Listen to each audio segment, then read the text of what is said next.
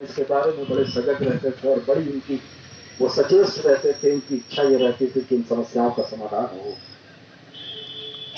जब चेन्नई में उनकी तबीयत खराब होने के चलते वो हॉस्पिटल में भर्ती हुए और जब आपके मसले डिले होने लगे, देरी होने लगी, तब हमने स्वेच्छा से, आपके तरफ से प्रस्ताव नहीं आया था, हमने स्वेच्छा से आपके मसले पर पहल शुरू की और उन रास्तों को हमवार करने की कोशिश की जिनकी वजह से, जिन रोड़ों की वजह से आपकी बातें न हो पा रही। हकीकतन हेमंत बाबू ने बड़ा दिल दिखाया, माननीय शिक्षा मंत्री ने बड़ा दिल दिखाया और ब्यूरोक्रेसी के न चाहने के बाद भी एक ऐसे समाधान तक हम लोग पहुंचे कि पारा शिक्षकों के पूरे राज्य भर में सहायक शिक्षक के नामाकरण के बाद जिस तरह का स्वागत और जिस तरीके का अभिनंदन हुआ वो हमें भी अभिभूत करने वाला था। हम इस बात को बिल्कुल मानते थे कि पारा टीचर की समस्या का समाधान ये मूलवासियों की सरकार ही करेगी और यह कड़वा सच है जिसको आप भी मानेंगे कि आज आपको जो भी हासिल है, आज जो भी नियमावली हासिल है, आज आपको जो भी अपने नौकरी की सुरक्षा हासिल है, हर साल का इंक्रीमेंट हासिल है, ये तमाम चीजें माननीय मुख्यमंत्री और स्वर्गीय जगन्नाथ महतो जी की देन। मानदेय के मुद्दे, माफ कीजिएगा, वेतनमान के मुद्दे पर उस चर्चा के दरमियान भी बातें हुई। जिस बिहार शिक्षक नियमावली का जिक्र आप कर रहे हैं, उस बिहार शिक्षक नियमावली को लागू करना बिहार की सरकार के लिए इसलिए आसान हुआ कि रोस्टर का अनुपालन करते हुए वहां पर पारा टीचरों की नियुक्ति की गई थी। हम लोगों ने अपने स्तर से आपके माध्यम से यह भी मांगा कि जिलों में जो टेट पास शिक्षक हैं उसमें रोस्टर का अनुपालन अगर नहीं हो पाएगा तो वेतनमान देने की संभावना नहीं बनती। अफसरों की आपत्ति इसी बात की थी। मैं मानता हूं कि आज महाधिवक्ता महोदय ने जो राय दी है वो तस्वीर का एक पहलू।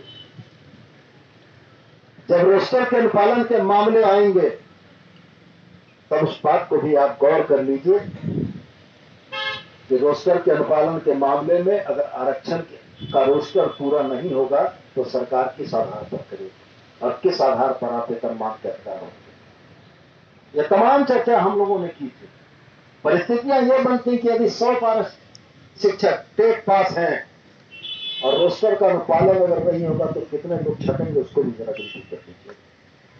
यह तस्वीर का स्याह पहलू जो हमको दिखा रहे हैं, सीमांत भाई ने तस्वीर का सफेद पहलू आपको दिखाया। इन दोनों चीजों को समझने की जरूरत है।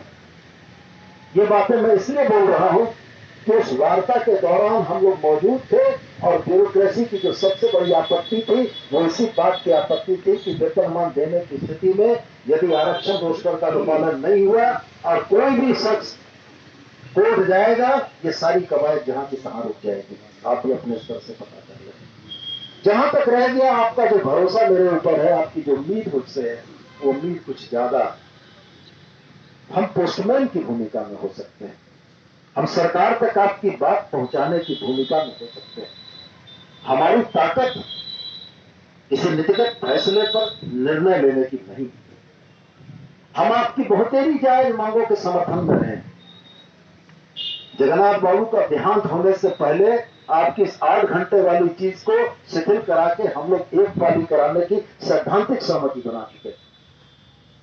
ये दुर्भाग्यपूर्ण रहा कि उसके बाद जगन्नाथ बाबू का देहांत हुआ और जगन्नाथ बाबू के देहांत होने के बाद ब्यूरोक्रेसी के ऊपर जो अंकुश है वो अंकुश कहीं ना कहीं कम हो गया।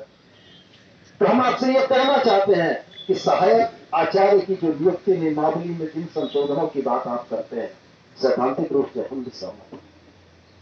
हमने भी शिक्षा सचिव को जो पत्र लिखा वो पत्र आप ही के साथियों के माध्यम से हमने शिक्षा सचिव को भेजा और उनके व्हाट्सएप पर भी भेजा। उसमें हम इस बात के लिए सहमत थे कि जो 50% पद आपके लिए दिए जा रहे हैं क्षैतिज आरक्षण के तौर पर, उसमें अन्य संवर्गों को नहीं जोड़ा जाए।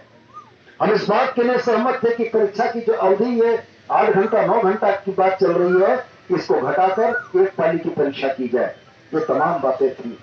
और साथ में हम इस बात के लिए सहमत थे कि आपके प्रतिनिधियों की उपस्थिति में शिक्षा विभाग के वरिष्ठ पदाधिकारियों के बीच में एक बार बैठक हो, और बैठक के उपरांत वेतनमान पे सरकार के ब्यूरोक्रेसी, सरकार के अधिकारियों का क्या मंतव्य है, ये आपके समक्ष भी आए। लेकिन एक बात मैं जरूर कहना चाहूंगा, शिक्षा सचिव के रवि कुमार को महीना दिन पहले लगता है हमने पत्र लिखा, 28 तारीख को। हाँ, मेरे महीना होने ही जा रहा है, 25 तारीख को हम लोग बैठे हैं।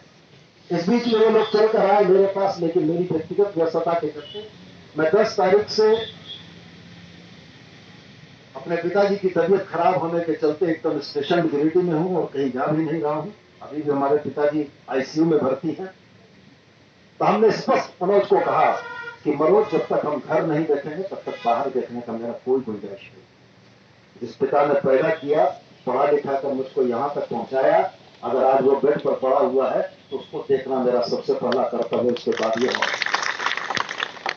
तो हम आज आपको फिर इसी बात को दोहरा कर कह रहे हैं कि शिक्षा सचिव से बात करके एक पैरा टीचर संघ जैसा पिछली बार बना था, जिसके 5-7 सदस्य थे, और मैं प्रयास करके एक बैठक निश्चित कराने की कोशिश करूंगा। और उस बैठक में आप भी अपना पक्ष रखेंगे, महाधिवक्ता के वेतनमान पर दिए गए जो उनके मंतव्य हैं उस पर भी चर्चा हो, ब्यूरोक्रेसी के मन में, आईएएस के मन में क्या परेशानी है वो भी बातें निकल कर आए, और उसके उपरांत जो निर्णय होना होगा, जो समुचित निर्णय होगा वो लिया जाएगा। लेकिन एक बात चलते चलते मैं कहना चाहूंगा, प्रतिनिधिमंडल 500 लोगों का नहीं होता है, प्रतिनिधिमंडल 5 लोगों का होता है, 10 लोगों का होता है। आप चल कर आए और आप जानते हैं, कोर ऑफ द हार्ट, दिल की गहराइयों से पैरा टीचर के आंदोलन या अनुबंध कर्मी, आपने कहा कि आप फॉलो उनको करते हैं। हम जिस विचारधारा के लोग हैं वो यह मानते हैं कि झारखंड के जो अनुबंध कर्मी हैं वो यहाँ के भूमि पुत्र हैं, भूमि पुत्रियां। इसलिए आपने देखा होगा कि रसोईया के मुद्दे पर भी हम दिखे आपको, आपने देखा होगा कि आंगनबाड़ी सेविका सहायता के मुद्दे पर भी दिखे, क्योंकि वो हमारी बहन बेटियां हैं, और अगर उनके सवाल हल नहीं होंगे इस सरकार में तो शायद कभी नहीं होंगे। तो मैं ये नहीं कहता हूं, मैं ये कहता हूं कि हमारी सहानुभूति 100% आपके लिए, लेकिन प्रदर्शन का तरीका अपने भाई को धमका के नहीं किया जाता। हम ये भी बात आपको कहें, मेरी ऑफिशियल कैपेसिटी नहीं, मैं विधायक जरूर हूं और आपके प्रतिनिधिमंडल से मिलने के लिए मैं तैयार हूं, लेकिन इतनी बड़ी संख्या में आना मेरे समझ से उचित नहीं। ताकत आप कहां दिखाते हैं जहां लड़ाई की संभावना होती है? ताकत वहां नहीं दिखाने की जरूरत है जहां आपका भाई आपके लिए बैठा हुआ है, खड़ा हुआ है, और जिसने करके दिखाया है। जबानी जमा खर्च नहीं है, पूरी जबान से हमने नहीं कहा, हमने जितनी बातें कही ये बातें यथार्थ में है और आपके नजरों में है। तो हम आपसे यही आग्रह करेंगे, बहुत दूर से आप लोग चलकर आए, इसकी जरूरत नहीं थी। मैं तो इंतजार इस बात का कर रहा था कि 5-10 लोग आएंगे। और एक बात और बता दूं आपको,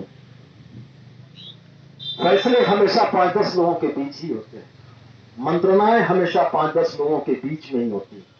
अभी जिन कागजातों का जिक्र ये कर रहे हैं वो कागजात हम इनसे ले जरूर लेंगे, लेकिन हम पढ़ नहीं पाएंगे।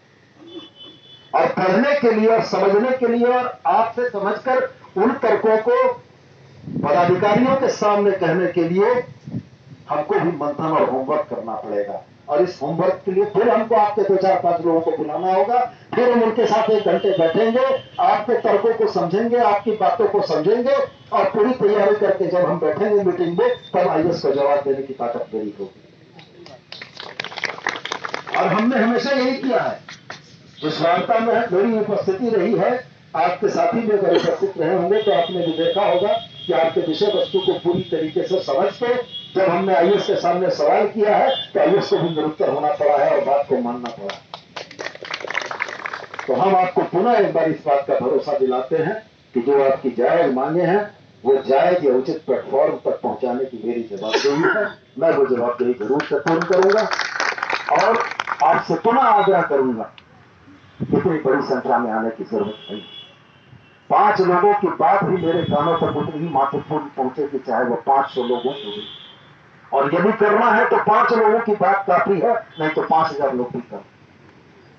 यही बात मैं आपसे कहना चाहूंगा। और जब प्रदेश स्तर का आपका प्रतिनिधिमंडल है, प्रदेश स्तर के नेता हैं, चीजों को समझते हैं, वो बेहतर तरीके से हमें समझाएंगे।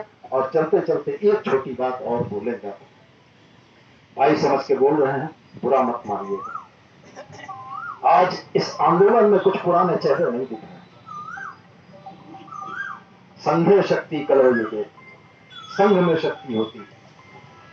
और अगर वो पुराने चेहरे नहीं दिख रहे हैं तो आप अपनी लड़ाई खुद कमजोर करें। गंभीर मंथन कीजिएगा इस बात को कि जिस बंद मुट्ठी ने आपकी लड़ाई लड़के आपको यह सम्मानजनक मानदेय दिलवाया, जिस बंद मुट्ठी ने ये लड़ाई लड़के आपको सम्मान से जीने का अधिकार दिलवाया, आज आपको वेतन मानदेय बढ़ाने के लिए सड़क पर उतरने की जरूरत नहीं है। सरकार ने वार्षिक वृद्धि का प्रावधान कर दिया। तो मेरा बस भाई की हैसियत से कहना है, आंदोलन अगर कमजोर होगा और झारखंड के बेटे बेटियों की आवाज अगर कमजोर होगी तो हमको भी अफसोस होगा, हमको भी तकलीफ होगी। तो जरूर से मंथन कीजिएगा कि वो पुराने चेहरे भी आपके साथ नजर आए, तब आपकी बात मजबूत होगी।